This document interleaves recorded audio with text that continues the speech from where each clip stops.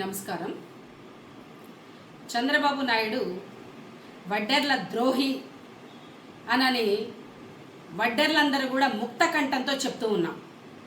ఎందుకనంటే ఈరోజు నెల్లూరు జిల్లా కావలి నియోజకవర్గం వడ్డెర్లకి 24లో పోటీ చేసేందుకు అసెంబ్లీ సీటును కేటాయిస్తానని చెప్పి వడ్డెర బిడ్డ అయినటువంటి వ్యక్తిని 6 నెలలుగా తెలుగుదేశం పార్టీ ఆర్థికంగా ఉపయోగించుకుంటూ ఈయన రాజమండ్రి సెంట్రల్ జైల్లో చంద్రబాబు నాయుడు అరెస్ట్ అయిన సందర్భంలో కూడా కావలి నియోజకవర్గం నుంచి పెద్ద ఎత్తున ఎవరికైతే టికెట్ ఇస్తానని చెప్పారో ఆ వడ్డెర ముద్దు బిడ్డ రాజమండ్రి సెంట్రల్ జైలు దగ్గరికి కూడా భారీ ఎత్తున జనాలతో అక్కడికి వచ్చి చంద్రబాబు నీకు మద్దతు తెలియజేయడం జరిగింది.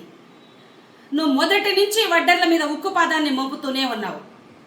వడ్డెర్లకి చేస్తానన్నటువంటి అబద్ధపు హామీలన్నీ కూడా నీటి మూటలుగానే ఉన్నాయి. ఏనాడు కూడా నువ్వు వడ్డెర్లను ఆదరించిన చరిత్ర లేదు. వడ్డెర్లని వాడుకుని మాత్రమే, ఓటు బ్యాంకుగా వాడుకుని మాత్రమే నువ్వు ఎలాంటి చట్టసభల్లో ఉన్నటువంటి పదవులకి నువ్వు వడ్డెర్లని ఎన్నిక చేయడం లేదు చంద్రబాబు. రేపు 2024లో రాబోయే ఎన్నికల్లో వడ్డెర్లందరం కూడా కలిసి నిన్ను ఎన్నికల్లో ఓడించబోతూ ఉన్నాం అని తెలియపరుస్తూ ఉన్నాను. అదే జగన్మోహన్ రెడ్డి గారు అడగకుండానే గుంటూరు వెస్ట్ నుంచి యేసురత్నం గారికి టికెట్ ఇవ్వడం జరిగింది. యేసురత్నం గారు ఓడిపోయినప్పటికీ కూడా ఆయన్ని మర్చిపోకుండా గుంటూరు మిర్చి యార్డ్ చైర్మన్ చేశారు.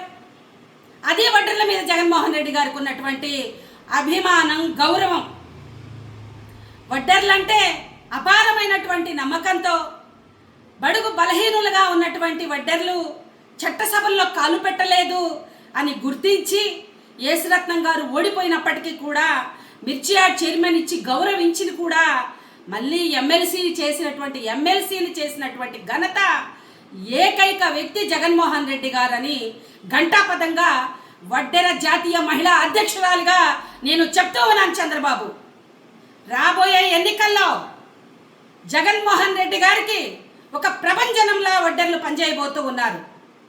నువ్వు వడ్డెర్ల మీద చూపుతున్నటువంటి ఉక్కుపాదం ఏదైతే ఉందో, ఉదాహరణ కావలి నియోజకవర్గమే. ఈ రాష్ట్రంలో ఉన్నటువంటి వడ్డెర్లందరూ కూడా గుర్తించాలని చెప్పి తెలియపరుస్తూ ఉన్నాను. వడ్డెర ముద్దు బిడ్డకి కావాలి సీట్ ఇస్తానని చెప్పి 6 నెలల పాటు చంద్రబాబు నాయుడు చుట్టూ తిప్పుకున్నారు, పార్టీ ఆఫీస్ చుట్టూ తిప్పుకున్నాడు. ఈ మధ్యకాలంలో నెల్లూరుకి వచ్చినటువంటి చంద్రబాబు ఆ వ్యక్తి యొక్క వడ్డెర బిడ్డ యొక్క భుజాన్ని తట్టి కూడా ప్రోత్సహించినట్టు నటించాడు.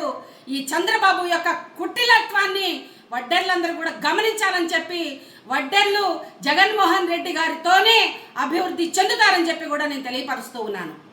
వడ్డెర్లకి గతంలో స్వర్గీయ రాజశేఖర్ రెడ్డి గారు ఫెడరేషన్ ఇచ్చిన విషయాన్ని కూడా వడ్డెర్లందరూ కూడా గుర్తించుకోవాల్సినటువంటి విషయం ఎంతైనా ఉంది.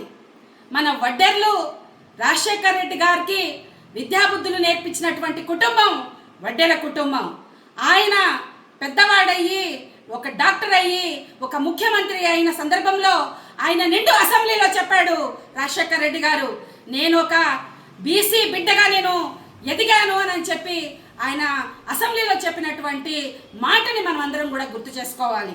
అంటే జగన్మోహన్ రెడ్డి గారు ఆనాటి స్వర్గీయ రాజశేఖర్ రెడ్డి గారు కావచ్చు, జగన్మోహన్ రెడ్డి గారు కావచ్చు, బడుగుల పక్షాన, బలహీనుల పక్షాన నిలబడి ఈరోజు పరిపాలనని సాగిస్తూ ఉన్నటువంటి విషయాన్ని ఆనాడు సాహు మహారాజ్ గారు ఎట్లాగైతే ఒక బలహీన వర్గాల ముఖ్యమంత్రిగా బలహీనుల పక్షాన్ని నిలబడ్డాడో ఈరోజు జగన్మోహన్ రెడ్డి గారు కూడా అదే పరిపాలన అందిస్తూ ఆయన అగ్రవర్ణ కుటుంబంలో పుట్టినప్పటికీ కూడా పేద వర్గాల పక్షాన ఆయన చేస్తున్నటువంటి పాలన ఈరోజు అనేక మంది బడుగు బలహీన వర్గాలకి ఎమ్మెల్యే సీట్లను కావచ్చు, ఎమ్మెల్సీలను కావచ్చు, రాజ్యసభ సీట్లను కావచ్చు కేటాయించిన విషయాన్ని ఈ రాష్ట్రంలో ఉన్నటువంటి బహుజనులందరూ కూడా అర్థం చేసుకోవాలని చెప్పి జగన్మోహన్ రెడ్డి గారి పరిపాలనలోనే బహుజనుల రాజ్యాధికారాన్ని చేజెక్కించుకుంటామని చెప్పి కూడా నేను ఈ సందర్భంగా తెలియజేస్తూ ఉన్నాను. చంద్రబాబు నాయుడు చెప్పే కళ్ళబొల్లి మాటలు వినొద్దని చెప్పి ఈ సందర్భంగా చేతులు జోడించి ఒక మహిళగా నేను ప్రార్థిస్తూ ఉన్నాను.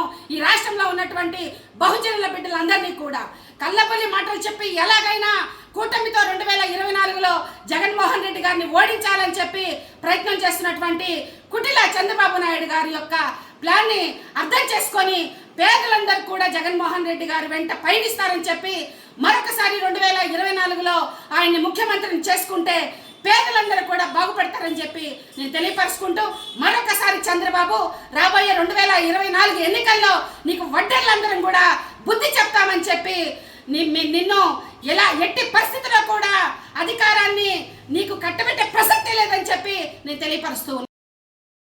మరెన్నో వీడియోల కోసం మా ఛానల్ ని సబ్స్క్రైబ్ చేసుకుని పక్కనే ఉన్న బెల్ ఐకాన్ ని క్లిక్ చేసి యాక్టివేట్ చేసుకోండి.